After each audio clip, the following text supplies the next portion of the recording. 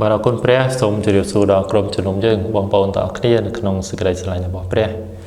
ថ្ងៃនេះខ្ញុំមានព្រះបន្ទូលព្រះអង្គដើម្បីលើកទឹកចិត្តជាមួយគ្នានៅក្នុងព្រះគម្ពីរទំនុកដំកើងចំពុក34ខ8ដល់ខ9អោសូមភ្លក់មើលឲ្យដឹងថាព្រះយេហូវ៉ាទ្រង់ល្អចុះមានពរហើយមនុស្សណាដែលពឹងជ្រកក្នុងទ្រង់អោពួកបរិសុទ្ធរបស់ទ្រង់អើយសូមកោតខ្លាចដល់ព្រះយេហូវ៉ាត្បិតអស់អ្នកដែលកោតខ្លាចដល់ទ្រង់មិនខ្វះអ្វីឡើយអាមែននៅក្នុងព្រះគម្ពីរទំនុកដំកើងចំពុក34គឺជាទំនុកដំកើងរបស់ស្ដេចដាវីតគាត់គឺជាមនុស្សម្នាក់ដែលគាត់ធ្លាប់បានភ្លក់ព្រះជាម្ចាស់នៅក្នុងជីវិតរបស់គាត់ហើយគាត់បានដឹងថាព្រះអង្គល្អបើសិនជាមហូបបើយើងមិនភ្លក់ទេយើងអាចដឹងថាមហូបនោះឆ្ងាញ់ឬក៏មិនឆ្ងាញ់ប្រៃឬក៏សាបជូរឬក៏ល្វីងយើងអត់ដឹងទេលុះត្រាតែយើងធ្លាប់ភ្លក់ម្ហូបនោះទើបយើងដឹងថាម្ហូបនឹងមានរសជាតិយ៉ាងណានៅក្នុងជីវិតរបស់ស្ដេចដាវីតគាត់បានធ្លាប់ភ្លក់ព្រះអង្គហើយគាត់បានដឹងថាព្រះជាម្ចាស់ព្រះអង្គល្អ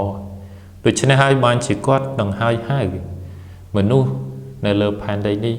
ឲ្យពួកគេបានមកភ្លក់ព្រះអង្គផងដែរ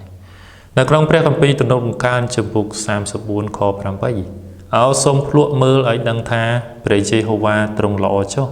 មានពរហើយមនុស្សណាដែលពឹងជ្រកក្នុងទ្រង់អាមែនភ្លក់ព្រះអង្គមិនមែនយើងហូបសាច់របស់ព្រះទេប៉ុន្តែយើងភ្លក់អំពីសេចក្តីស្រឡាញ់របស់ព្រះយើងភ្លក់អំពីការដែលយើងទុកចិត្តព្រះអង្គហើយភ្លក់អំពីសេចក្តីជំនឿដែលមាននៅក្នុងទ្រង់នៅពេលដែលយើងបានភ្លក់ហើយយើងនឹងដឹងថាព្រះអង្គល្អខ្លាំងមែនទែនបើសិនជាបងប្អូនដែលបានភ្លក់ព្រះអង្គភ្លក់អំពីសេចក្តីស្រឡាញ់របស់ព្រះបើមិនដែលភ្លក់អំពីការទុកចិត្តព្រះអង្គឬក៏មិនបានភ្លក់អំពីសេចក្តីជំនឿនៅក្នុងព្រះអង្គបងប្អូនអាចដឹងថាព្រះអង្គល្អនោះទេតើតើបងប្អូនធ្លាប់ភ្លក់ទើបដឹងថាព្រះជាម្ចាស់ពិតជាល្អមែនហើយមានពរហើយអ្នកណាដែលពឹងជ្រកនៅក្នុងព្រះអង្គអ្នកដែលពឹងជ្រកនៅក្នុងព្រះគេមានពរមកពីផងព្រះអង្គ